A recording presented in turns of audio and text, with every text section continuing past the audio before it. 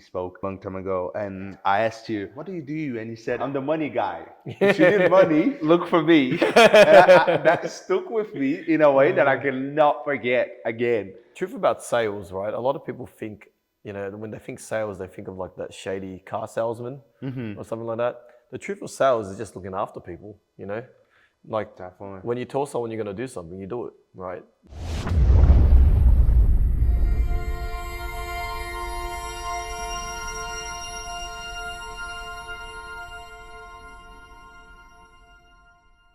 All right, we're starting a new exciting episode of High Social Podcast. And this episode is one that I was waiting so long and so anxious for because it's probably gonna be one of the most important episodes in High Social because I have here with me Hung Chui. Hung Chui, he is the director and founder of Strategic Brokers, and they've been reaching the biggest milestones lately with the business. Very successful business, one of the best performing in Australia. How are you, Hung? Yeah, I'm feeling good. Feeling good? We had my wife's birthday last night, so... Tell me about it, man. Tell me about it. We didn't get home too late, about 1 o'clock in the morning, so, How you feeling? You feeling hangover? Yeah, feeling great. I think it was just a long day, we had a barbecue out, obviously you're with us. Yeah. I was there, but I kind of didn't follow through. Yeah. But I was there for most of the time in the barbecue, and that was amazing, man. That was actually a good setup. I actually really liked it. Yeah, we where do we go to again? Was it the park? I forgot the name. Well, but it's Balmain East Balmain. Wharf. Yeah, there's Balmain. a park that looks over the Harbour Bridge. It's a really beautiful spot. Yeah. And amazing the council let you get a permit for $200 to everyone that, but I didn't even know you needed a permit. Yeah, and you can book it out privately for the day. So Oh my God. But it is a beautiful place, and I guess it takes work to keep it like that, right? And I actually like that view because for you guys who don't know, maybe some of you will be from the US, England, or any country around the world. Australia obviously has got the Opera House and Harbour Bridge. And this area that we are talking about is a really beautiful area. It's a very nice spot where you can have a decent view of the Opera House, which is very remarkable for Sydney and Australia itself. But yeah, that was really nice. So you guys went out later and didn't really stay late at all? No, we had a bit of a feed, a dance, and came back home. And we knew we had today on, so nothing too over the top, but no, definitely a lot of fun. Awesome. Yeah. What type of music do you like? I love old school R&B. That's probably my go-to. But I'll shift into house. I'll get a bit of Tiesto moving upwards. Armin van Buuren. I'm all over the range. I'll listen to anything. Is that what you used to do it back in the days? Tiesto, the festivals. We still do. We'll chase festivals around the world, and the guys, even I think about just going to Amsterdam and just go to a music festival for a weekend.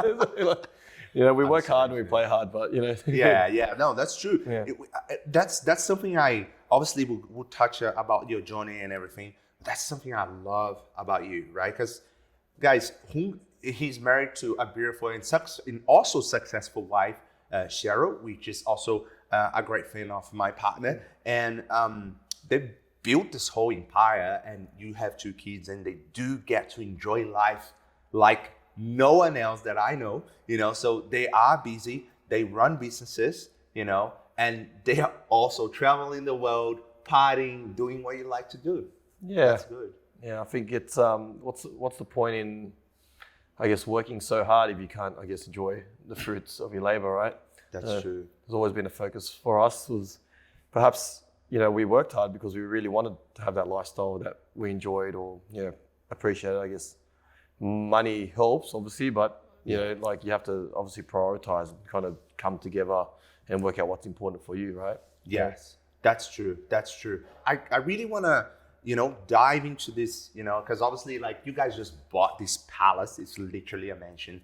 And I really love this place. Every time I come here, it looks bigger.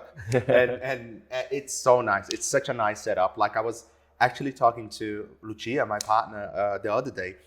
once you get to this level here, like there's nothing better than your home anymore. It's your haven, it's where you're going to spend time with your family, your kids, have friends over, entertain. We're entertainers, so people are always here. So we built the house or designed it purely for entertainment. Yes, so, I can don't see know, it. You can see in the back, but this is almost a 7-meter void that runs up to the ceiling, and then out the side here we have a open flow through where these glass doors slide straight open, and we can open the whole house out to the pool where you could literally sit here, watch your kids swim, or watch watch everyone else swim. I don't know who you want to watch. Yeah, that's nice, man. That's nice. And I was here in the opening. I was really impressed, and it's really like the result, the outcome that you get once you really focus on your goals for so long, man. Like tell me about it, Hung. Like I know like it's 12 years, right? 12 years in the market. Yeah, so I have a real interesting journey, I guess, in the way I started or got into mortgage broking. I was originally an accounting major at uni. I was in uni for 1 year doing accounting, and then I started playing poker for a living.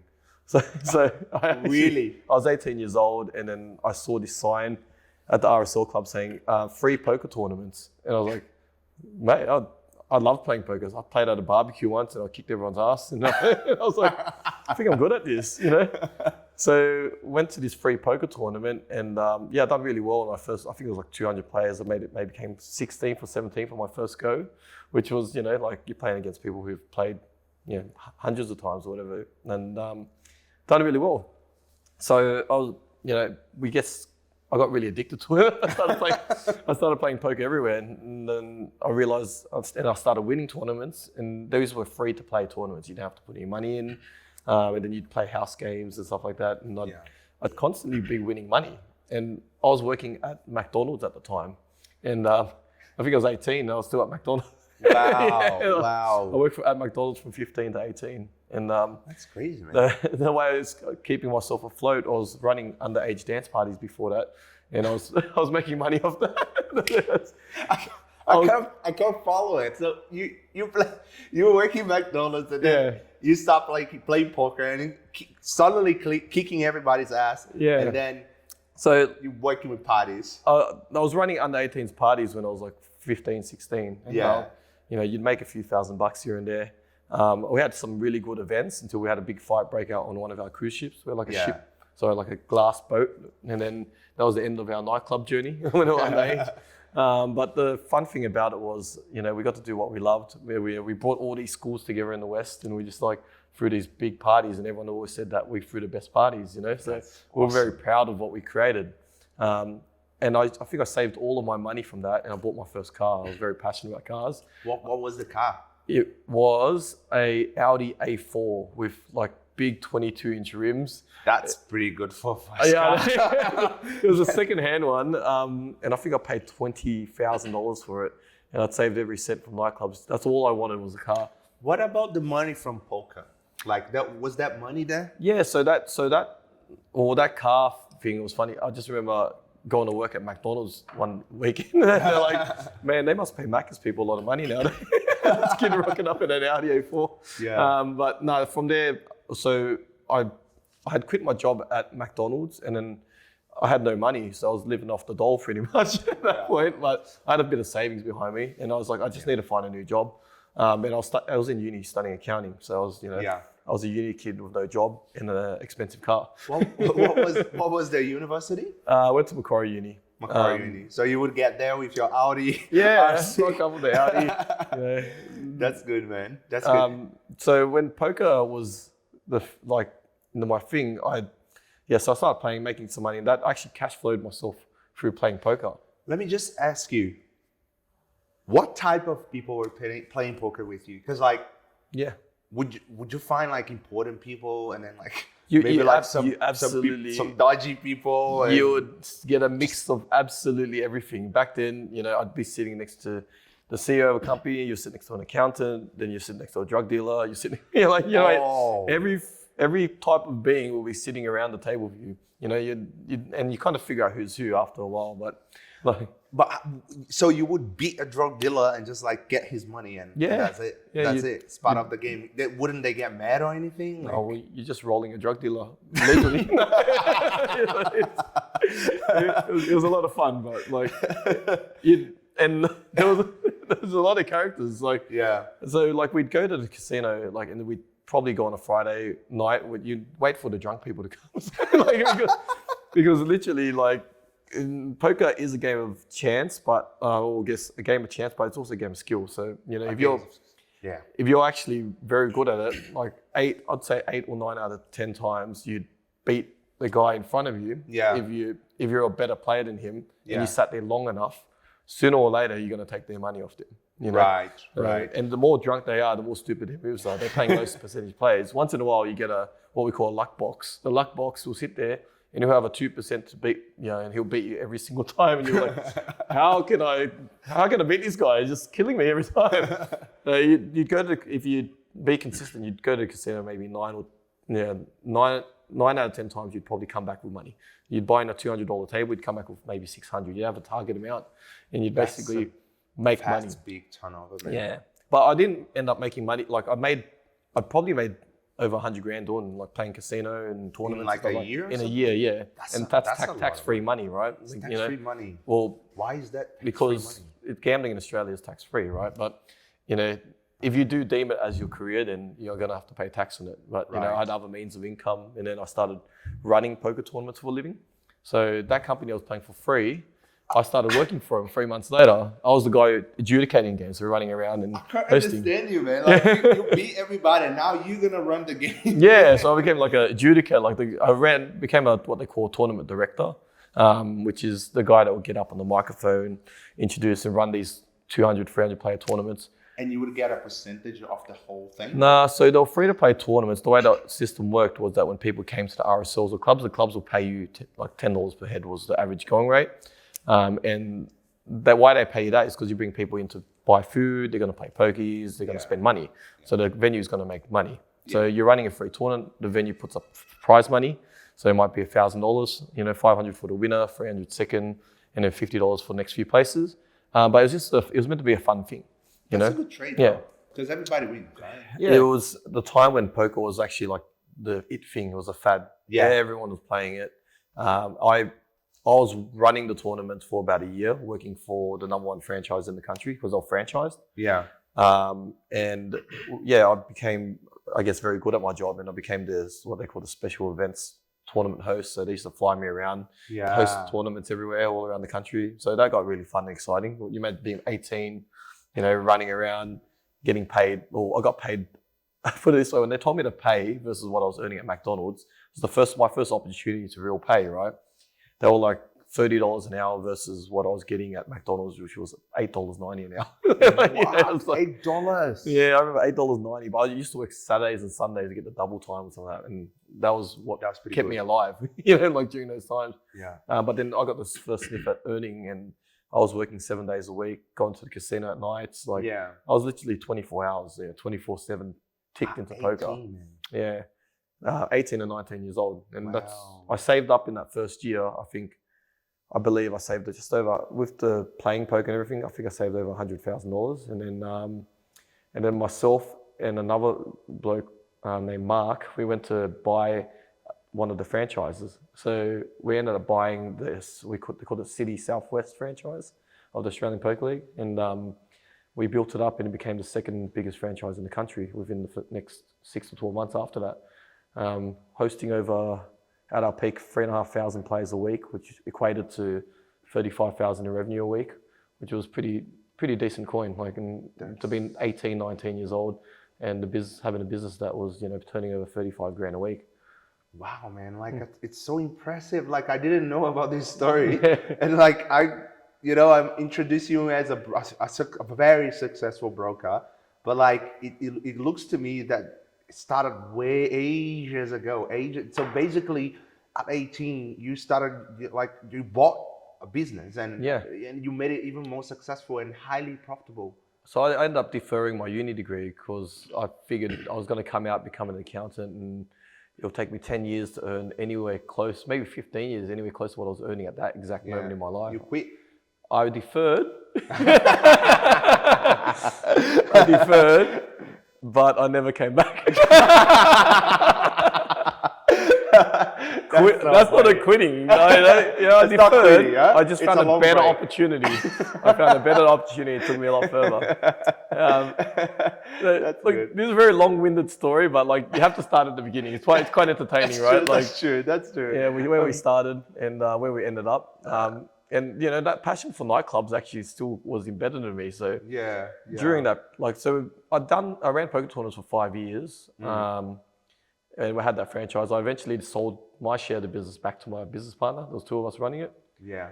And he's still running it today. He's still got the business till today, cool. which is amazing. That's amazing. I'm glad that the business is still running. It's not as obviously as busy as it was back then, but Yeah. he's still got that business. But what happened was, as we were like in year 5 of running poker tournaments, I knew that this couldn't last forever. I couldn't keep doing this. Like the revenue was getting lower and lower and lower.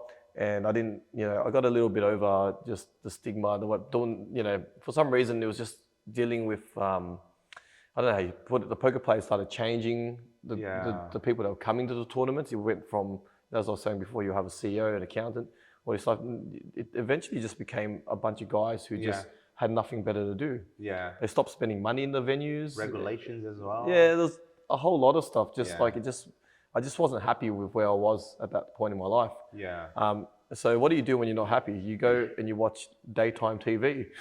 So I was watching daytime TV. That's a sign of something wrong. Yeah, there's something wrong, right? I was absolutely, I don't know, depressed or what it was in that period.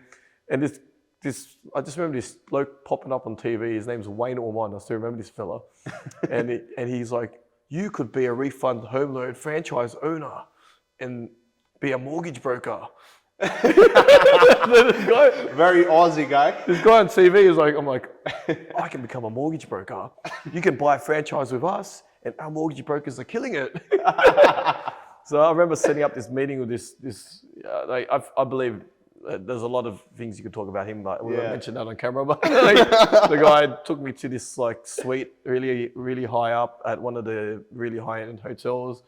And he brought this secretary who looked like, he hired her because his hiring policy was just looking her up and down. And they just like sweet talked the hell out of me to get into one of their franchises. So that was about 12 years ago. Oh, sorry, more. 2009. Yeah, 2009. Just after the GFC. So in 2009, that's when I met this guy and I bought a franchise off him. Just like that? I just, of a TV commercial. That's how I became a mortgage broker. How funny is this situation? You get bored of the poker business. It's highly successful though. It's making you money. You start watching TV at home. You watch this guy and just buy a business. Let's do it. Yeah, well, I knew I needed. Even as a kid, I always was a kid. We used to have this. It's different nowadays. You just go online, but they used to deliver newspapers. Yeah. And as a kid, I used to wait for the real estate paper every day, and it was like it excited me whenever So something in me was always into real estate. Yeah. I was always good at numbers. So I was brilliant at numbers as a kid. I think in my HSC or over here at ATAR now, I might have scored 90, really high 90s for mathematics. That's pretty. So I was always good at numbers, and I was always loved property. So like when I heard about I could buy a mortgage broking franchise, I just jumped at it. It wasn't even, I didn't even think about it. Like, is this a scam? Look, the guy, very scammy. So I got into that, and I think I tried to operate it for maybe a year and a half. Yeah. I struggled. I had no idea what I was doing. I don't even know why people came to me. I maybe wrote like 9 loans in 2 years, right? Wow. People must have just trusted me as a person, and they're just like, mate, I had no idea what I was doing. I was battling uphill trying to get this business started, and I had no idea what I was doing. I just kept trying, but I understood the system that it provided, the way I could earn revenue, and I could actually help people. Yeah. So those two things was highly attractive to me. I didn't. It's just before you keep going, you mentioned when you were a kid, right? Yeah.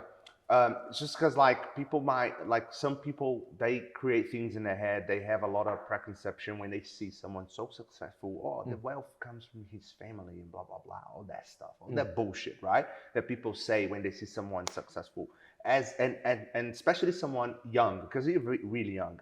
So What about your parents, your family? Like, would you be able to just explain, like, just like a Yeah. general explanation? I think probably people find this a bit shocking, but I came here as a refugee.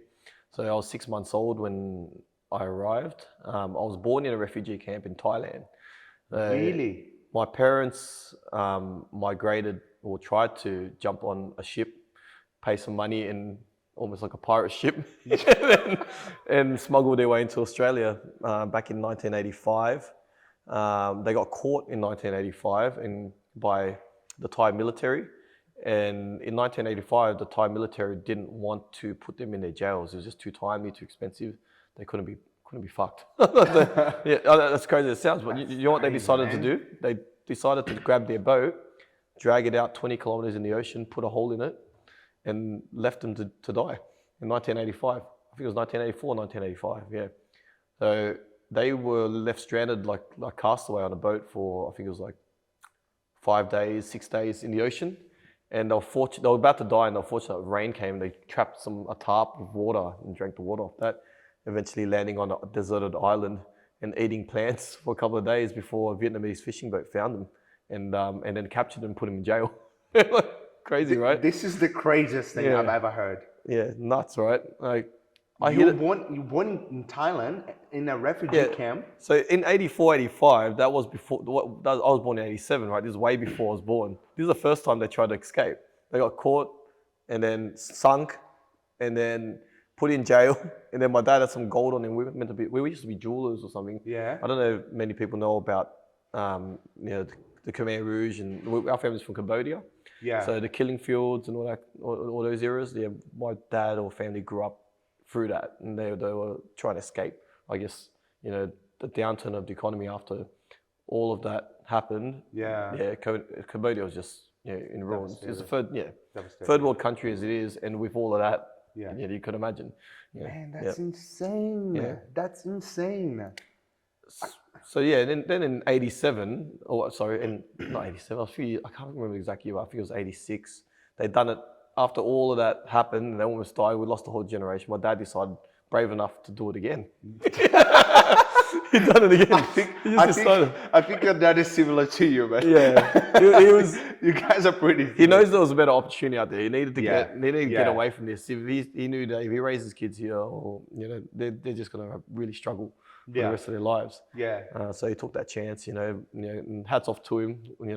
If he didn't give me that chance in life, we wouldn't be here today. So he's the second opportunity he took. I think they got caught again. But this time they didn't put him on a sinking ship. They caught him and then they put him in a refugee camp. Yeah. That's what happened in Thailand. And in that refugee camp, that's when, they obviously weren't trying to have kids, but what else are you going to do at a refugee camp? That's true. a couple of years, right? Yeah, I don't think they give you condoms, so you're actually just going to shag. Definitely not. What are you going to do? So, then I was born, and it's so funny, man.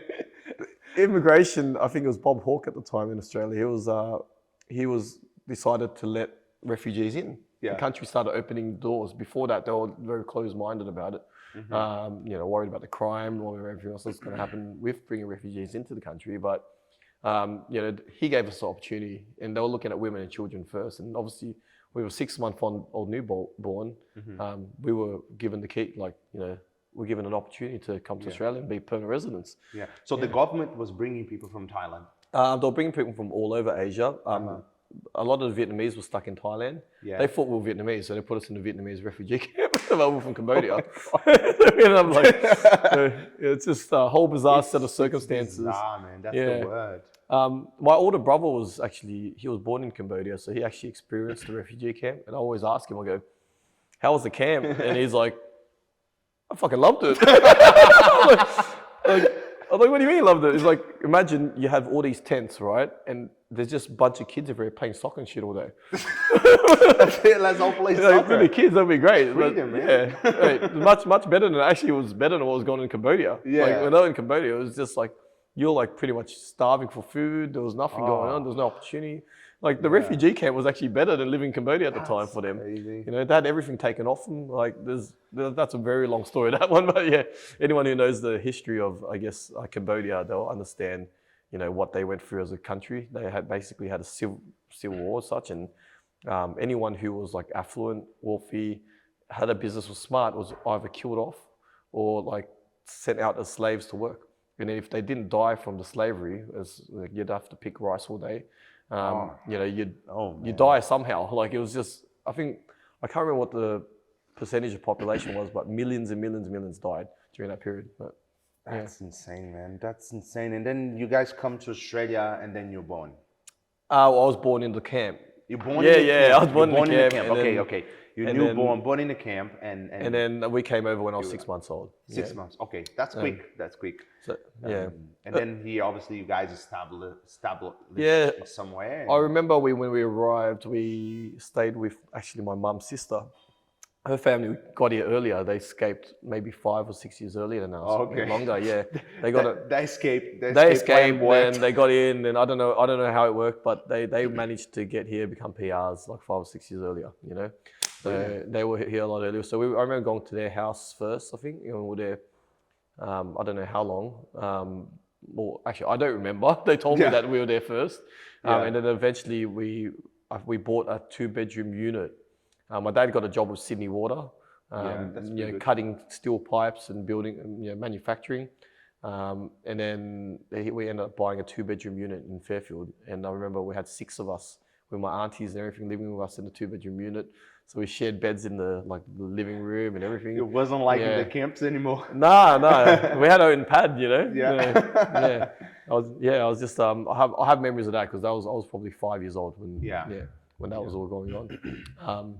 But yeah, I remember we had to walk to the shops, and I was that kid that always you know, I'd always be like, my son now, Mason's a super cheeky kid, and whenever I take him out, I'd like, if we're gonna go somewhere, you're gonna make sure you walk back here. And he's like, of course I'm gonna walk back. And then when we get there, he's like, oh, my legs are broken. My legs are broken. He just makes you carry him all the way back. It was 1 or 2 kilometers. And apparently I used to do that as a kid too. That explains it. Yeah. That explains. Wow, man, it's fascinating. Like how I didn't even know. I didn't even know about this story, and it's fascinating how you from that, you know, obviously grew up and went to high school like everybody else, right? And 18 working at McDonald's, poker, get bored of poker, you know, and decide to buy this franchise. And you said on the first year you probably had 9 loans, right? Yeah, so we probably done, that was like a year and a half actually, probably 9 loans.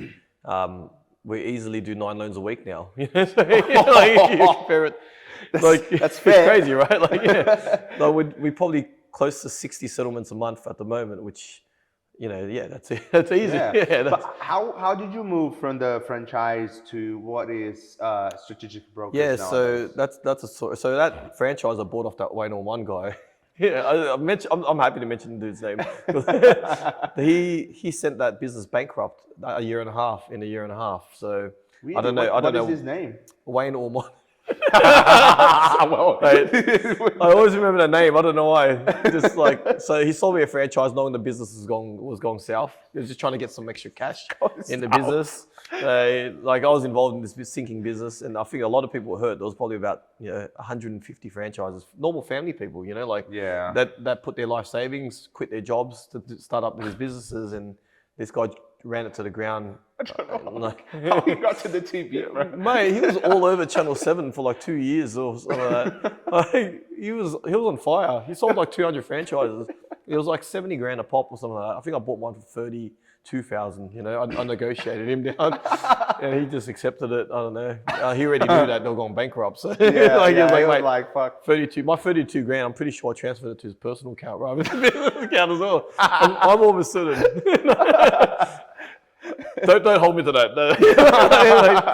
But the guy, the business went south. So then, like, you were meant to roll over into another group, but I actually didn't know what I was doing. So one of my poker players was a bank manager, and I was like, look, I can't keep doing this. I'm going nowhere. I actually need to learn how to write loans. You know, how to approve loans. So one of my poker players was a bank manager, and he goes, hey, why don't you come? I was talking to him about it. He's like, why don't you come? I was running poker tournaments still at the same time. Yeah. That was cash flowing me. Yeah. And then he's like, why don't you come and join me at the bank? So I'm like, all right. First time I ever made a resume in my life. I sent them my resume. Yeah, I sent them my resume. That's home when he was a child. Right. If you can make a mess, he'll make a mess. He'll make some sound. So I applied for a job at Westpac.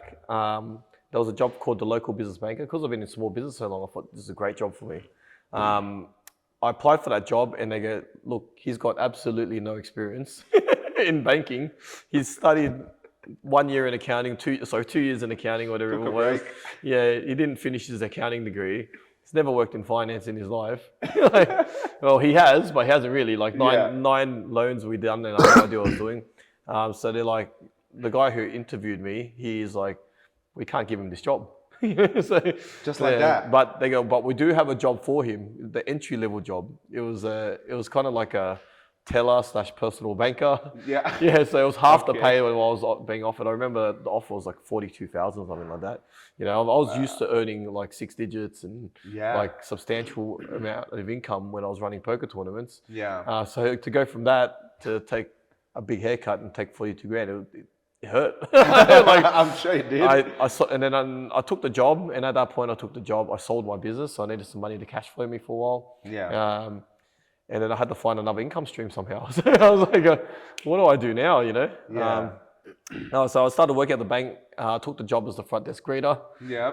That front desk, the sales went from where it was to like 400% above target while I was there at the front desk. So you're basically the guy when you want to get a card and you just say, can you help me to change your PIN code, whatever it was. You'd come, when you walk into the bank, the first person you see just smile. It's like, oh, hey, how can I help you today? Hi, I'm who? I was very good at converting just a conversation to identifying people's needs, helping people, and then cross-selling as such needs that they didn't realize they had. Like for instance, somebody would have 50 grand in their everyday account, and I'd be like, mate, you could be earning. I'd calculate it down. You could be earning per month, $300 in interest or whatever it was, right? Yeah. And then demonstrating how they can do that and how they can save and understand taxation, showing you could put the money here and suggesting other things, and people were just like catching on, going, "This guy's great." I never had someone like that in the front desk. Yeah, just say. They're not having a proper conversation. Understand what you. Besides, change your PIN while you're waiting to change the PIN. Hey, I noticed you could be making some money off this. That's brilliant. So stuff like that, just very simple stuff. Yeah. And then sometimes that will relate to them. Once they build a bit of trust with you, then you start understanding. Oh, you've got insurance elsewhere. You've got your mortgage at CBA and Westpac. What are you paying there? We've got a much better rate for you. And then I was just winning people's trust, I guess, is the main thing. When people trust you, they're willing to give you all of their business, right? Yeah, it's true. So I was just building lifetime relationships with a lot of these people just from the front desk. That's amazing. Yeah. That's brilliant. I got promoted pretty quickly from there. It was like 3 months, got to the next role. And then 6 months after that, I got to the next role. And then another 6 months, moved to the next role. And then eventually ended up at the role that I applied for. It took a year and a bit, but I ended up back as that local business banker after that, which was the role I originally applied for. Right. And what a local business maker does? They're meant to be helping like small businesses, with their lending needs, with all of their business needs, including FPOS machines, setting up business accounts. I really love that part of the business, of the banking sector. Yeah. Because you're actually helping everyday people kind of grow their small business. Yeah. I was only in that role for about 6 months, but during that period, obviously the bank wages and the lifestyle I was used to, it wasn't enough money for me. So I ended up running nightclubs. So back to that, when I was a kid and running nightclubs, I ended up getting involved in running. I ran a couple of nightclubs. I started off with having a small equity share in an Asian nightclub called OPM at the Marquee in Sydney. OPM, yeah, I know. It was the biggest nightclub in Sydney for many, many years. So I had a very small share in that. I pretty much brought a lot of people to book tables, bottle service, all that kind of stuff, and help them market week in, week out. So I was able to make a decent amount of income from there to supplement the income I was losing. which supported me through those days when I was, on 42,800 or whatever it was. Yeah. So it was, trying to support a family. I just had a newborn daughter, and when does the family come into the picture? Yeah, it was around that same time. I think Victoria. It was around the same time that I bought that mortgage broking business. So. Right. So when did you meet Cheryl? I met Cheryl a year before that. Before that, so you in a poker scene? I was in the poker scene when I met her. Yeah. I remember I had a little fancy poker card as my business card, and it slid out of a deck of cards, and I gave her one when I met her. Really? I met her in a nightclub. Trying to pick her up with my fancy poker card. Thought I was all that with my own business. Well, it worked. Yeah, well, it actually, that's not what got her. It was all, I met her when, believe it or not, when she walked past, it was bizarre when I met her. I was with my best man at the time. She walked past and I was like, ooh, damn. I was like, that's my wife. Did you actually say that? Yeah, I actually said that. I never say it either. So I was like, ooh, that's my wife. You guys muck around and say that kind of stuff. Yeah, I was like, oh, my wife just walked past. And little did I know that was going to be my wife. That's awesome. Yeah, I tried to not, if you come and meet a girl, you don't want to come in too strong and just, hey, what's your name? You should be freaked out, right? Yeah. I just kind of watched her for a bit like a stalker. And she went and said hi to a friend of mine, mutual friend named Cheeto. And they're like, oh, hello. And then when Cheeto walked off, I grabbed Cheeto and had like, hey, you got to introduce me. And that was my entry in, but she wasn't even interested in me the first day at all. By pure coincidence, the next night we ended up at the same nightclub. Coincidentally, a different nightclub, but we... Which one? There was a club at the Sanctuary Hotel on a Saturday night. Is that the one, George Street? It's off George. I think it's just off George. I think it's Kent Street or something like that. Yeah. Right. But yeah, it was an old nightclub back then. And, still Town Hall, Wing. Yeah, correct. Yeah. So bumped there, and the rest is history. I think a few wet pussy shots. For those who don't know what wet pussy is, it's like a vodka mixed with lime, and I think it's pink grenadine or something at the top. Liquor, yeah, and they call it a wet pussy in Australia. Very famous though. Yeah, Coach Australia needs to have it. So we met, I think 1 year later. And then you buy the franchise and have the first kid. Yeah, we had she was 19 at the time she fell pregnant. 19. I was 23. Yeah. Oh my God, you guys so young. Yeah. So how was it? How was to like? Yeah, it was. We were like two kids raising a kid. So when I'd had all these dreams to travel, this and that, and never got to do any of it. But we were very fortunate parents. Like we lived with them, and we were at their place for maybe 5 or 6 years while building and saving and doing all the rest of it, to try and build our home. I had bought my first house just around that time as well, and that was in the western suburbs, in a suburb called Elizabeth Hills. We were planning, so we had to make a decision. Do we live in the western suburbs with raising a child, or her parents lived in, we were very fortunate, her parents lived in Freshwater. Yeah. Beautiful part of Sydney in the Northern Beaches. Yeah. And they had room for us, another spare room. So that's awesome. We stayed with them. We paid them a small amount of rent and helped with the bills. And, it was a very fortunate set of circumstances. They helped us raise our daughter. So it felt very easy. Victoria was a very easy child as well. So it kind of didn't really feel like we had a kid. Yeah. So it was like having a buddy, just, but raising them. Yeah. Magical though, right? I imagine I couldn't have it any other way. I just remember when she said she fell pregnant and she was like, are we keeping it or that, having those thoughts in your head. In my soul, I couldn't ever abort a child. So, there was no doubt in my mind we were keeping it, but it was just all the stress thinking about how we're going to raise this child. Yeah.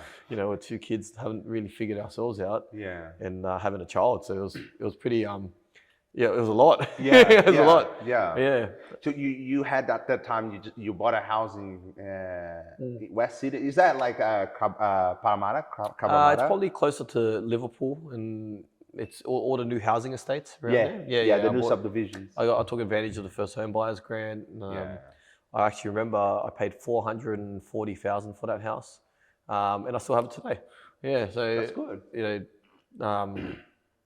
That I think the house is worth just over $1 million now, and It's rented out for something like $600 and something a week now. Like, Awesome. you know, Capital gains, man. yeah, Always remember that. yeah. Capital gains. Well, when you, some people, sometimes that property I was probably quite lucky. You Yeah. know, like I had tossed up between that property and an apartment at the time. Right. I'm so glad I didn't buy the apartment. I bought a house. Oh man, And it's an area that grew like that. it right? grew very well. Like Yeah. a lot of people like it's a new area. People like it. Mm-hmm. Yeah, it's very family friendly. You've got nice parks. You have good bike rides. So yeah, it's very attractive to a lot of the families in the western suburbs. What year was that first house buying thing? I think I signed the contract. So it was an off the plan house built by who was it again? Mervac. And that was like before the franchise.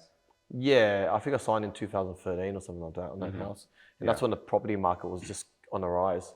Yeah. So by the time the property was finished, it was actually worth a lot more than I paid for it, which was Yeah. very fortunate. Yeah.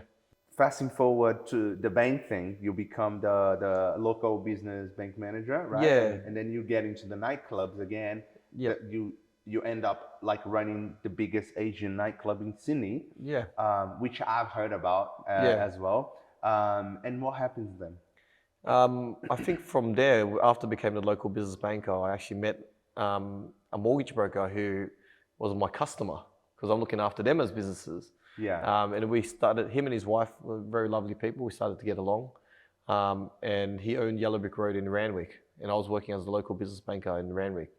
And yeah, we started getting on. And his wife just decided one day to say, hey, would you be interested in becoming a mortgage broker with us? I'm like, oh, I used to be a mortgage broker before. I want to be a mortgage broker again. I actually want to start my own business at some point. But I feel like I've developed the networks and the skills now. I'm almost ready to jump. But I still had a lot of fear, to go back in there. Yeah. And really, you actually really need to know what you're doing when you're a mortgage broker. It's not, yeah. What are the complications in being a mortgage broker? Like, what were your fears about it? Yeah, I think my biggest fear was not doing a good job, like letting people down, because every bank is different or every lender is different. If you don't know their policy deeply, you would put a deal in and you get it rejected. And you've almost put one mark on the customer's file, right? Yeah. You don't want to be doing that. You want to be getting it right the first time every time, And you want to make sure that, you're helping people build their dreams or not failing along the way. I've seen some terrible things where mortgage brokers don't know what they're doing. They do a scattergun approach and they start trying to apply for loans everywhere. And by the time they get to their third bank, the customer gets automatically rejected. Yeah. I think that was my biggest fear, and I didn't want to let people down. That was just my nature. Would you be able to quickly explain to us what is a broker? Because some people might not know. Like some people I know, but most people won't. I think like the way people perceive a mortgage broker, and I think we do something like 60% of mortgages in the country now. So the banks themselves directly to customers only do about 40% at the moment. Everyone uses mortgage brokers now. When I started, I think we were the 40%. We were the minority. Now we're the majority. But in very simple format, a mortgage broker, like everyone thinks a mortgage broker is just purely looking for the best rate, right? And they're shopping between banks. But that's not what I guess a good mortgage broker does. So we're called strategic brokers for a reason, because it's all about the strategy, the plan, how to structure the loan, who's going to approve you. So some people are self-employed. So a self-employed applicant, they're not always going to present the same way as somebody who's pure PAYG. If you've got a wage, she's got a wage, it's a pretty simple formula. These are the numbers, this is what we spend, this is what you can borrow. Yeah. When you're self-employed, for instance, you have a business that is doing really well, but it's only doing really well in this year. And the cash flow is not quite, like the tax returns from last year don't give it a true picture. Yeah. So where a good broker comes in and they know that they can afford it and don't want to buy a property for $3 million, for instance, but they can't get the finance because the tax returns from a year and a half ago, which is a year and a half old, doesn't show a true reflection of their business. Yeah. So we work with the customer, we work with the accountant to get the returns finalized, or the new ones. We show interim returns to show how the business is performing in the last 6 months. And then we use a much higher figure to allow them get what they want. Things like that. Then bank policy. So some banks will, I'll give you a very quick example. Yeah. Somebody might be working casually, for instance, and they're working, ad hoc, 2 days, 4 days, 3 days, 5 days. Some banks will discount that. They'll only take a percentage of that income and use that as part of their income part. Yeah. So that it will only allow them to borrow less money. Whereas other banks, they're very open to casual staff, and they'll take 100% of that. Right. So that tweak or difference is going to make the difference between you being able to buy your $1 million house that is all your dreams, or if you just walked into a bank and you went to the wrong bank, not knowing which one to go to, you might only be able to borrow 600, and then your dreams are crushed. And you don't, a lot of people after they take their first opinion. They're like, oh, I trust ANZ, for instance. Yeah. I've been banking with them for 20 years. They're telling me I can only borrow 600 grand, and that's it. They give up. But imagine you'd walk to a mortgage broker and he goes, I could get you that house for $1 million. In 10 years' time, that house is worth $2 million, right? Yeah. Had they bought that apartment, because that's all they could afford, at 600 grand, the apartment's now worth 700 grand, they'd be kicking themselves. Like myself, I was thinking about buying an apartment and a house, right? The house worth over $1 million now, the apartment I was thinking about buying, guess what? It's worth the same amount in 2013 as it is today. Yeah. That's insane. Wow. So I remember the first day we spoke a long time ago, and I asked you, what do you do? And you said, I'm the money guy. If you need money, look for me. And that stuck with me in a way that I cannot forget again. So anytime people ask me, I'm like, a broker. He's the money guy. If you need money, you look for the broker. Obviously, some people will precipitate, like they will do what you said, like they will go and trust the bank, whatever. Yeah. But a broker has a much more decent and deep understanding on what they can do with your money under your conditions, right? Yeah, correct. And we can show you options, not just, hey, here's one bank. We can say this bank does this and why, this bank does that and why. They look at this for these reasons. Some banks have different living expenses, for instance. Yeah. So like there's a minimum threshold called a HEM. So if you have a certain amount of income, expenses, they put a bare base minimum, So even if you're a tight ass and, you eat miggering and drink water, some banks will consider, well, your minimum is this much more. Right? Yeah.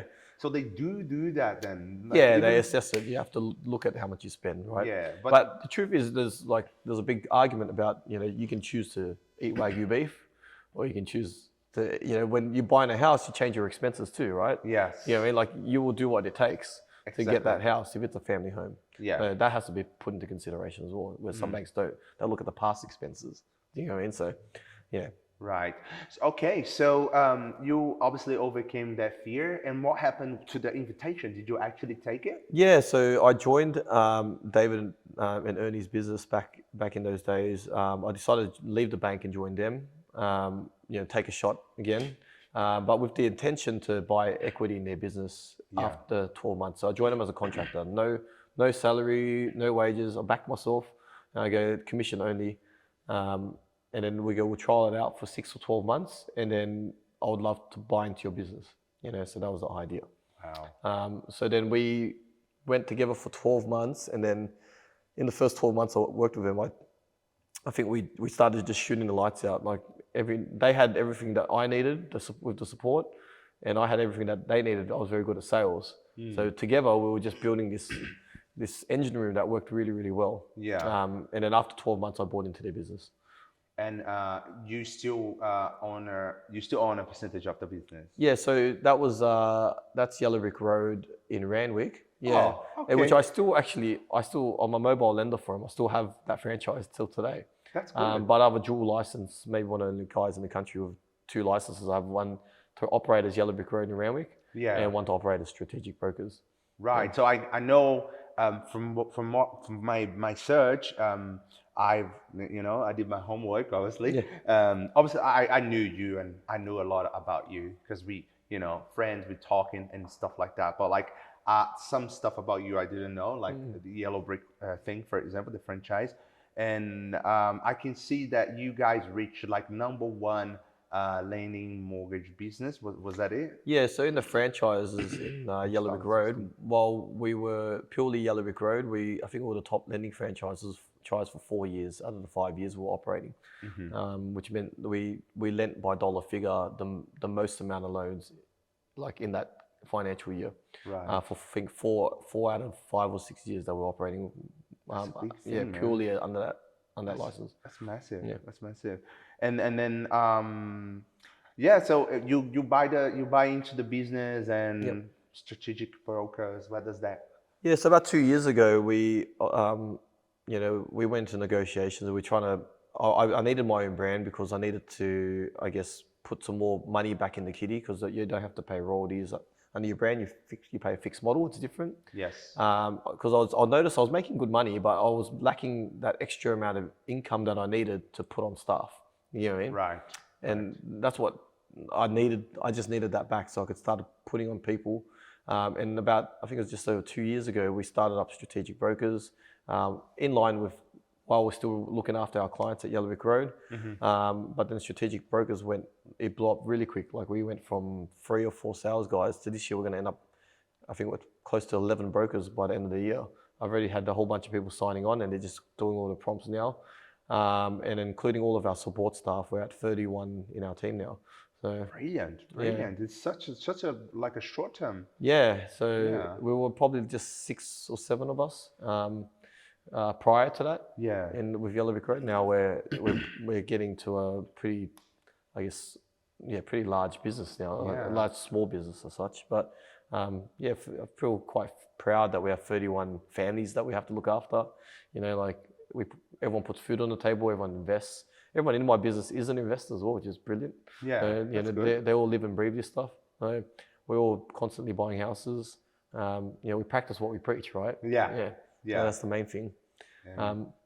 I know, like Strategic Brokers, your office is in Town Hall, right? Because I got a couple clients in Wynyard, like in Startup Hub. Yeah. And I can see you guys got the office. Yeah, we just moved there recently. Actually, we've been in Bondi Junction for a little bit, and we were around Randwick for a little while before that. Yeah. But yeah, we just moved to the city. City's a bit dangerous. There's always somebody wanting to have a beer for lunch, or I'll duck out for lunch, and then next thing you know, it's 3 hours later. I was like, now I got so much work to do tonight. It's a pretty good location, though. I think it's the best location, right? But that's where everything happens. There's so much food. I just love the food, man. Korean barbecues around me. You can go beautiful Greek restaurants, Italian restaurants. That's it. The world's your oyster. Oh man, what else can you ask? Nah, 100%. And 100%. Is the office big and? We're sharing an office with 2 other businesses. So there is co-worker. Co-worker space. Or? No, it's just three businesses in one big space. So we've got about 500 or 600 square meters, and we've got 3 different businesses in this space. That's pretty good. Yeah, so it's good because the 2 other businesses are 2 of my closest friends. So you see your mates all the time and have a laugh with them. It's good to see their teams working, but like the lawyers are crazy. They'll get in at first in, last gone. So it's good watching these guys because they motivate everyone else, right? Yeah. I look at my team. They get in at 8, 4 o'clock at night. I'm out. And then they'll work at home. They just gotta, everyone works pretty hard. Yeah. Yeah.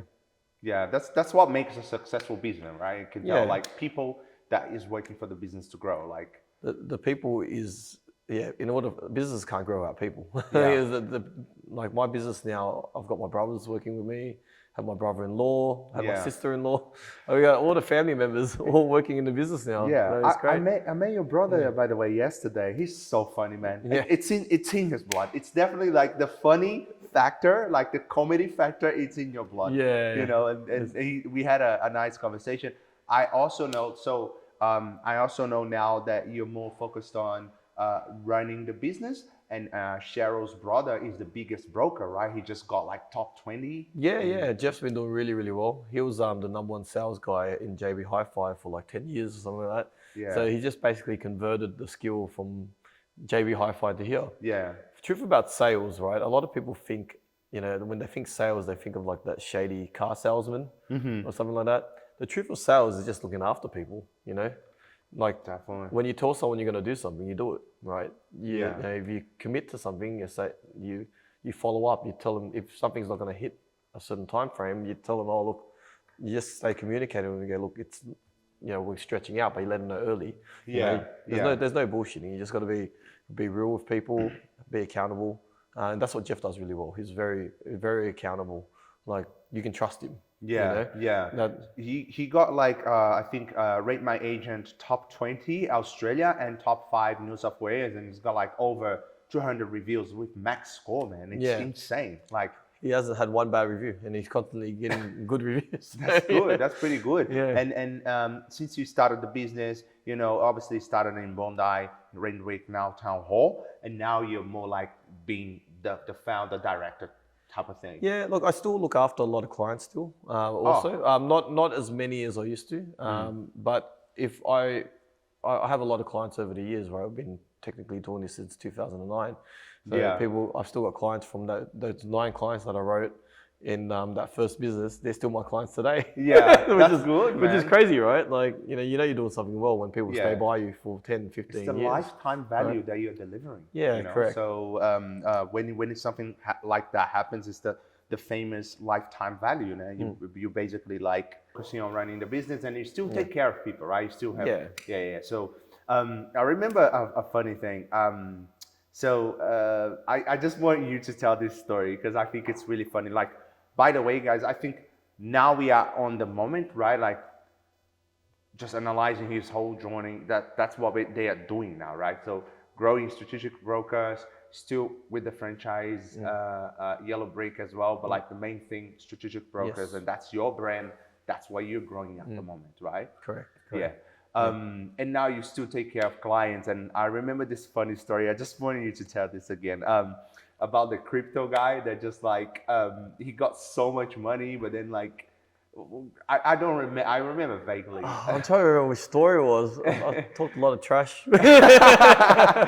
I remember it was this guy. He's like he got so much money of you, and because I know like you guys make money off like the interest rates, right? Yep. And he paid you next month type of thing. And he's like, here's the money. You're like, okay, man, happy for you. Something like this. I'm trying to remember the story. I know what you're talking about. It was, You know what it I'm was talking funny about. as. Oh man. Do you have many crypto people though? Like not now, right? Now it's I have a lot of crypto friends. Yeah. Or people investing in crypto. Or obviously during that run up, everybody was investing in crypto. let me ask you, Yeah. were people really getting money from the bank to invest in crypto? Trying to turn the money over and pay the bank back? Yeah. That's like the biggest risk you can take, right? Yeah. Look, everyone has an appetite for risk, and to what level. I had people asking to take money out of their houses to invest in crypto.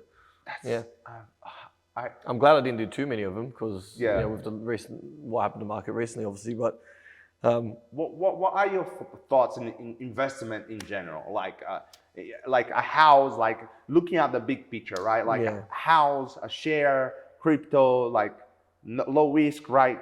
High risk. What is your point? What is your opinion on this? Look, in Australia, we're pretty much a property-backed economy. Everyone pours everything into their houses, right? Yeah. So your safest place to invest here in Australia is in property. Yeah. But is all property the same? No. So that's the really key, very important message about property. So property, like shares, like crypto, supply and demand. Yeah. The more people that want something, the higher the price is going to go. Yeah. You know what I mean? Yeah. So if you think about Sydney or any capital city, you look at what's the most attractive property and how many people are willing to pay for it. You know what I mean? Mm-hmm. If you're going to buy an apartment where there's another 5,000 apartments in the same little pocket, that's a lot of supply. And how many people want to live in that small apartment, 1-bedders or two, very small 2-bedders in a complex of 5,000 or something like that? Yeah. Not that many, right? Not that many. That makes sense. If you look at a house where you can have a dog, you can have a kid, have a little playground, jumping castle, whatever you want in the backyard, trampoline. How many people want that? I think that's that's the Australian dream. So that's the biggest question, yeah. Everyone gets, I guess, confused about investing in property sometimes because there's so much information out there. Yeah. But you really just got to break it down to what do people want, what do families want, and who's willing to pay the highest price for a property? A family, right? Mm-hmm. Somebody you see when auctions go off, when the market is really busy, people are going hand over fist bidding because they want that home for their family. Yeah. You know, that's the most important thing in your life, right? So some people go, well, it's not a good investment because it doesn't give you the yield or this or that. Like, to be honest, when I buy property now, I don't even look at the yield anymore. I don't care what the rent comes out for. I'll look at the property and go, what can we do with the property? Can we improve it? Is that property, going to be highly sought after by people afterwards? Is it going to increase in value over the years? I do look at the rent just quickly, just to make sure that I can afford the repayments. Yeah. But that's it. And what is what is the situation right now with the property market? Because I know this year is very promising because they're talking about the prices, but at the same time, I hear people all the time, interest rates, they're too high, don't buy. Like it's just like as I said, like it's a lot of information. Yeah. The news are very negative, man. I can tell you, the news are negative. And I look at the war, I look at this and that, and then you think about a bunch of stuff. Like, what is the advice? I think it's hard to say what's going on, but like I've been watching very closely. I'm getting myself ready to buy again. So, okay, so if he is getting himself to buy something, it's because it's time to buy. I think, I think it's Warren Buffett, when something about blood on the streets. I don't know the exact saying, we'll have to quote it later, but you've got to go against the herd mentality with property, crypto, shares, anything, right? Yeah. When you're starting seeing it on the news and everyone's buying at the same time, if you're trying to exit something, that's probably time to sell. When nobody's buying and everyone's scared, that's the time to buy, especially if you know the asset or what you're buying is a good long-term asset. Yes. You know that that's something that you could buy, hold forever, and it'll keep going up in value.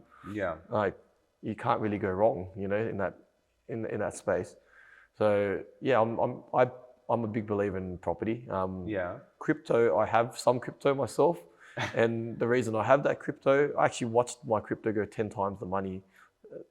Was it 2 years ago, whatever it was? And now it's back to where it started. So I'm like, it's one of those things where I know a fair bit about it, but I don't know enough. You'd have to spend. There's so much information about crypto. I spent endless hours trying to understand it. I feel like I still don't understand it. But like I feel like every investment you have to have something, just depending on what your appetite for risk is. Obviously crypto is a risky investment, so I don't have a very small percentage of my net wealth in crypto. Yeah. But I'd be afraid to not have anything because imagine it goes to the moon. And, literally. And then you're sitting there and everyone else is like, "We're Lambo," and you're like, "I got no Lambo, man." That's true. That's why, I always tell people, obviously this is not an advice, guys. If you want a professional, technical advice, you can look for someone that is specialized in it. This is only tips, like things that we think based on our personal opinion and experiences. But me, myself, I always tell people some people want to, buy this and that, but really a person like you're in a point that you're very diversified. So you got investments, you got your low risk investment, you got, as you said, your crypto high risk investment. So if you lose the crypto, okay, it's not a large part of your money, and you still have your other investments here, right? So you're safe. Yeah, so I'll have a smaller chunk in crypto and then a larger chunk in shares. Do you invest in stocks? Yeah, I like stocks. I like at the moment I like a lot of anything with renewable energy. I kind of feel like the future is renewable energy. Yeah. So I've got a few renewable energy stocks. Little bit of spread between banks and a few other things. Right. Australia's always backed on mining, so because I'm a couple of good mining companies. Do you have an investment manager, or you do it yourself? No, I've always just done it myself. Have I been successful in stocks? I don't know. I'll probably break even after all these years. Yeah. So in the early days when I first got into stocks, I was trying to get rich quick. Buy all these penny stocks and just watch them go to the moon and fall off the moon. And it was just crypto before crypto came out. That's what I tell people. Like whatever is happening to crypto, it's whatever happened to stocks in the 90s and early 2000s. Yeah. So humans are gamblers by nature. We can't help ourselves. Have a punt, right? Yeah. Just don't throw your life savings into something that you're punting on. Yeah. Property, I'm heavily invested in property. I believe I've made more money in property than I've made owning a living. Yeah. So property is probably The safest. yeah. But I've actually made more money, crazy enough, right, in property growth than I've ever made earning an income year on year. You know what I mean?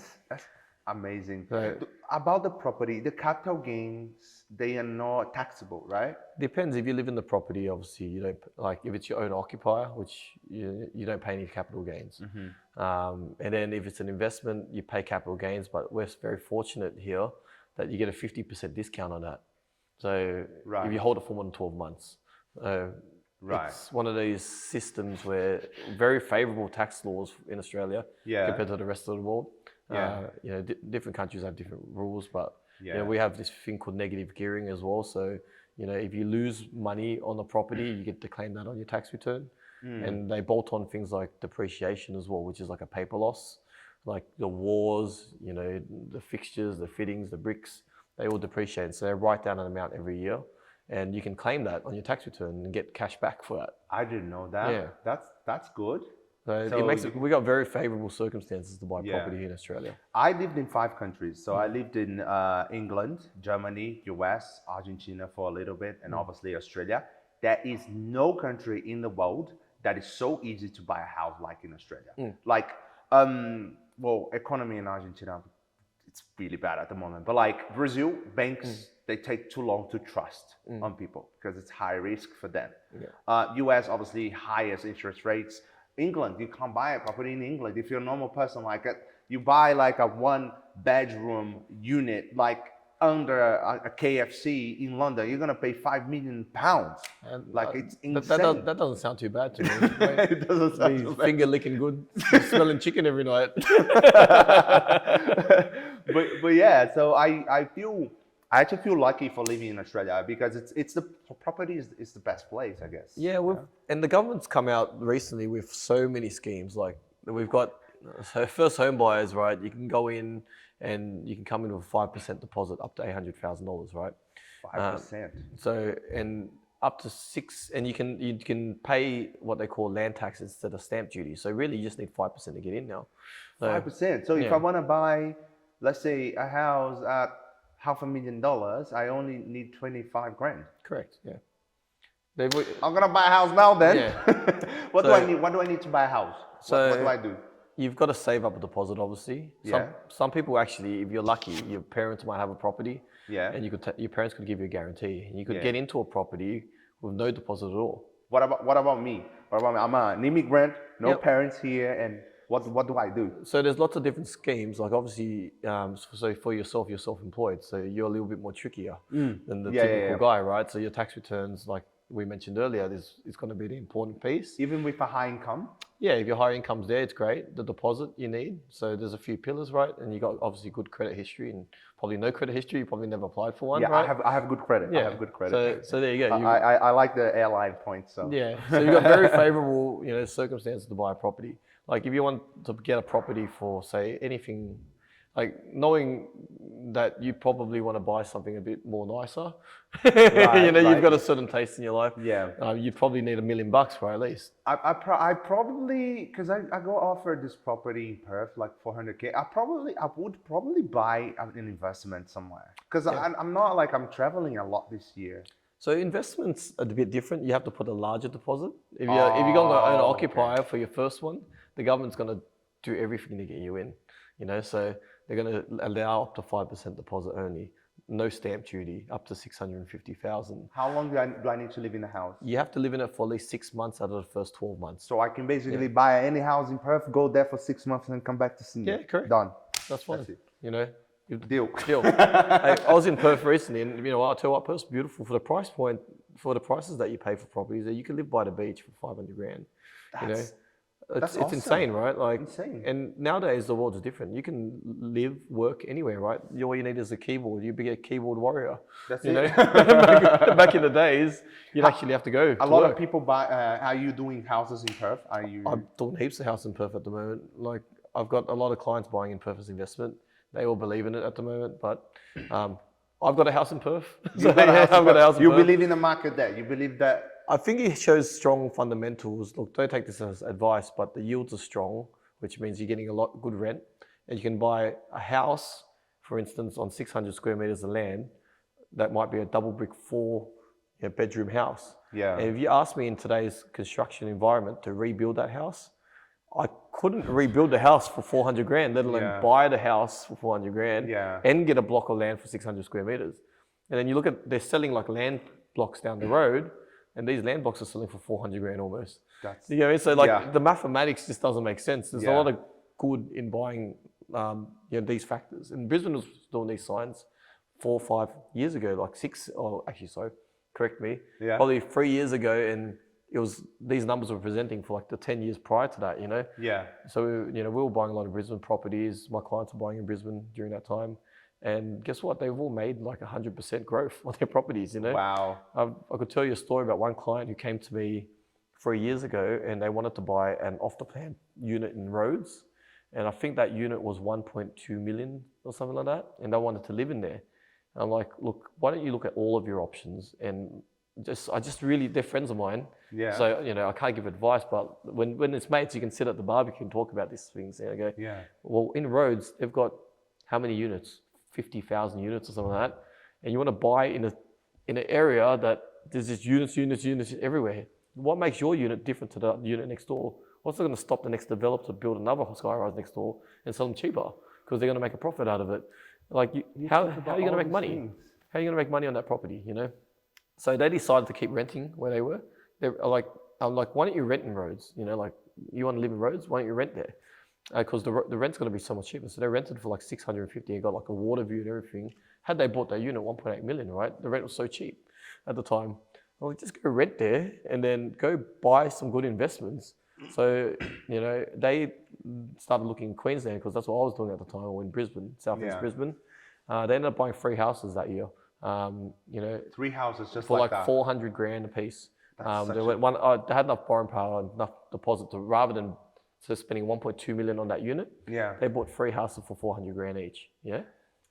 Like my friend, he not my friend, a guy I worked with. He bought this house back in the lock, the big flu, and he bought this house in Perth, and he paid like 300K on the house, and now he's buying a house in Rhodes, high tech.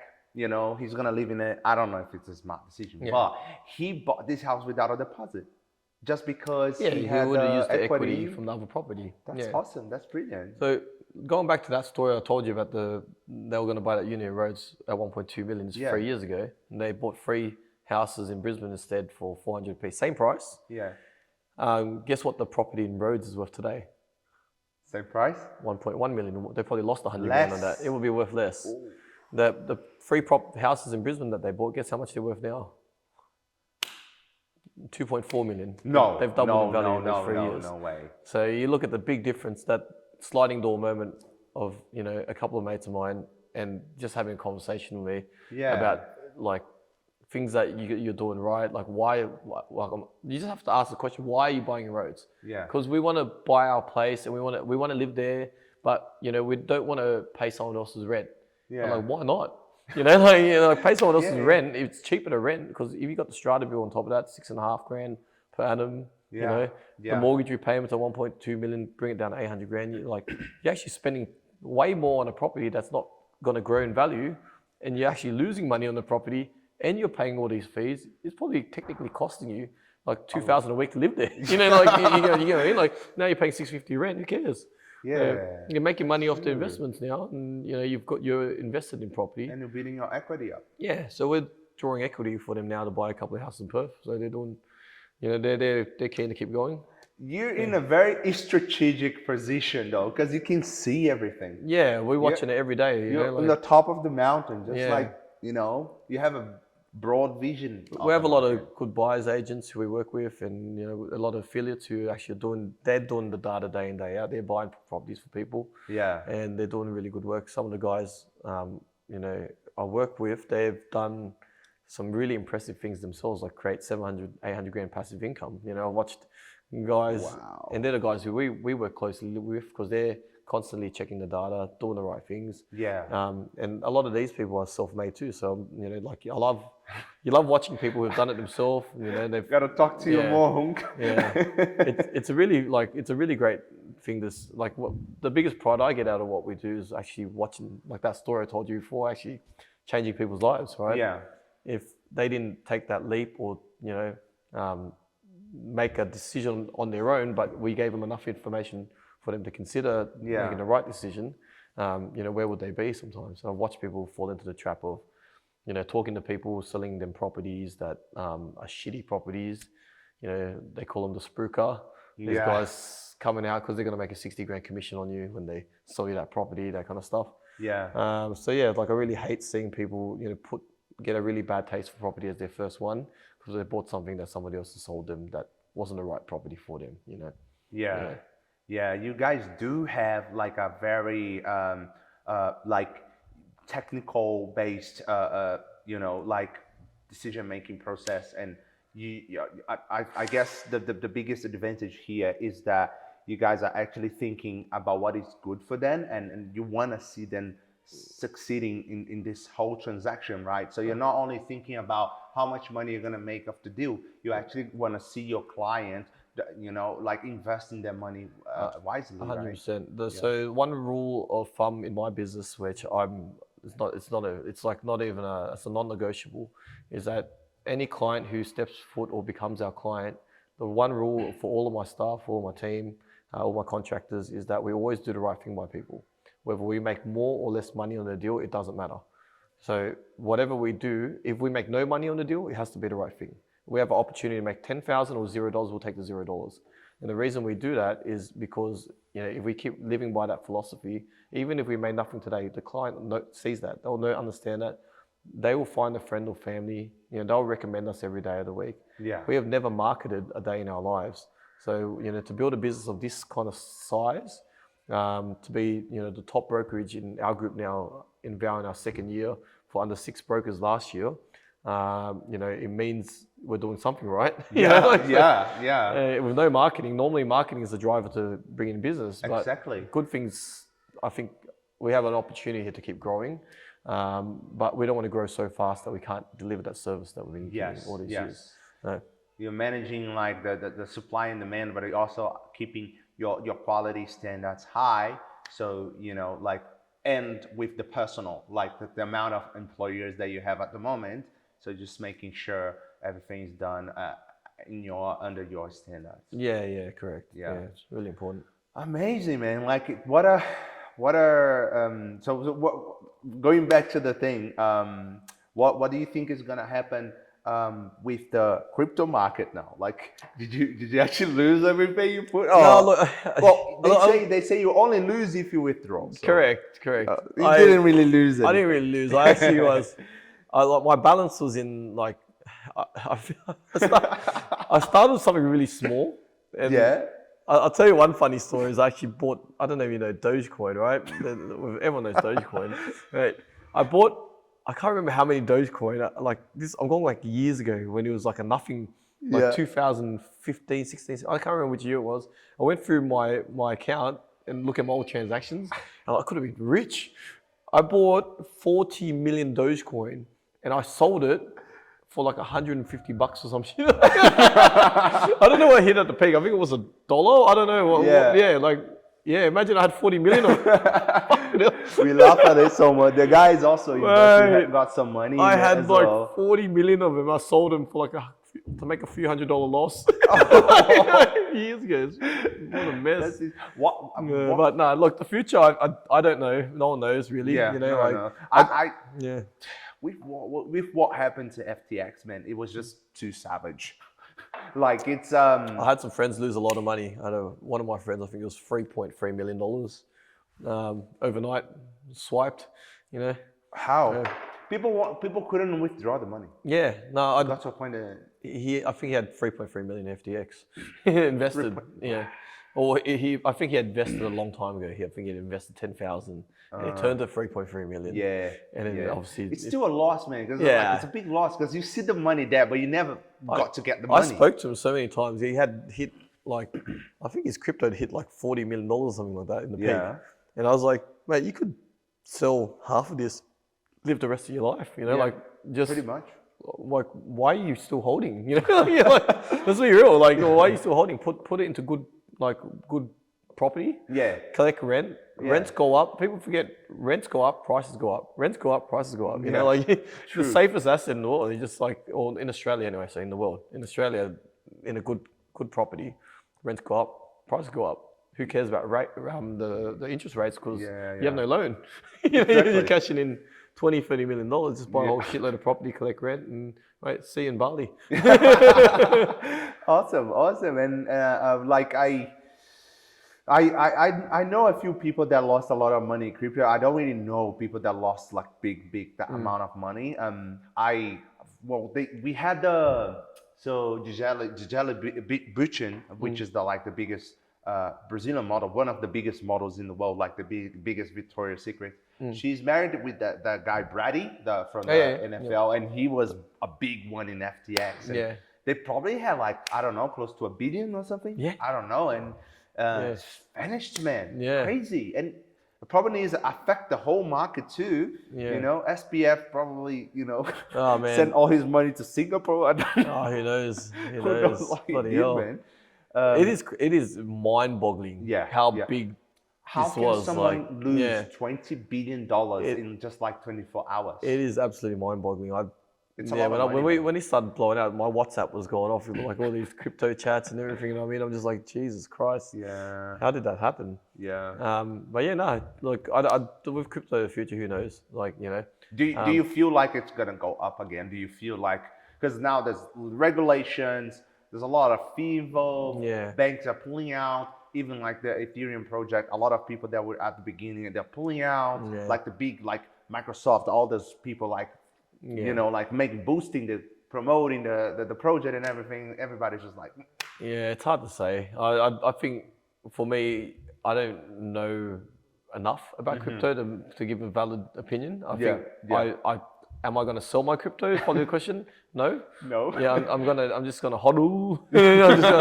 I'll just leave it there. But yeah, like I said, small percentage of my net worth in crypto. I'll leave it buy there. High, sell low. Yeah. That's the rule of thumb. You know, always buy high, sell low. I don't want to be that guy, so I will hodl forever.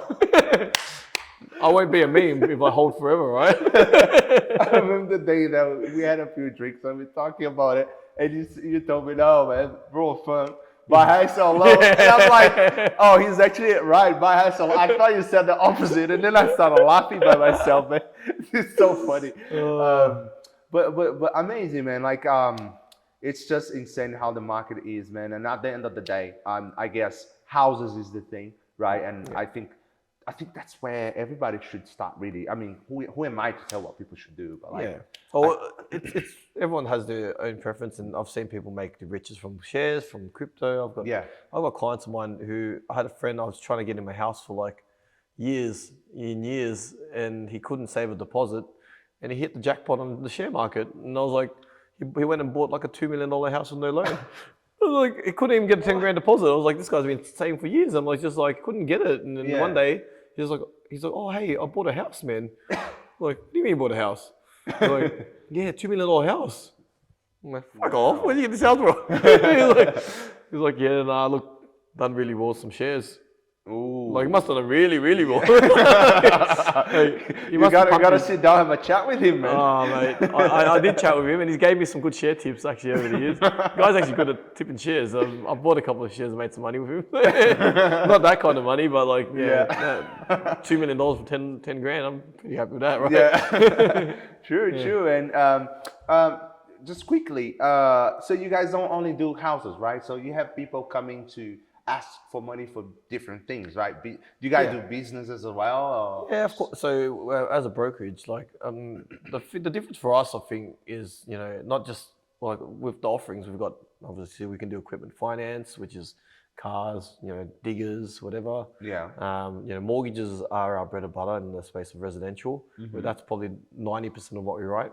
Yeah. I'm starting to do a lot of commercial lending, which is, you know, warehouses, people buying office spaces, all that kind of stuff. We help people self-manage super funds.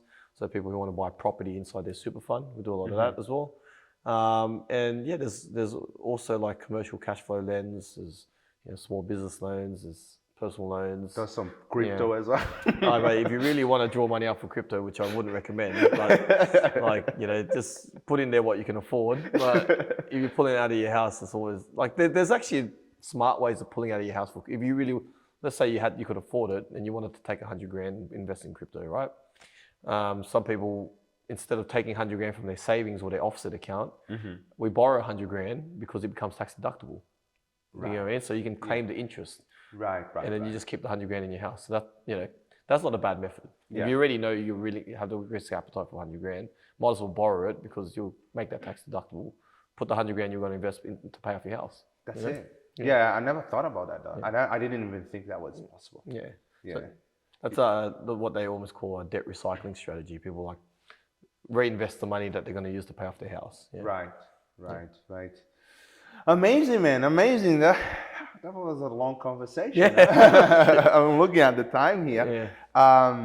Bro, thank you so much, man. Thanks for having me. A very honest, deep conversation about the market. Obviously, so successful. Congratulations, man. I mean, you know how good you are. You're probably proud of everything you went through and everything you grew from. And yeah, man, it makes us very motivated because with High Social, that's the type of thing that we want to bring. We want to bring people like you that can actually bring value. Obviously, a lot of people want to come and sit down for podcasts, but that would be the ones that actually add value to this whole thing.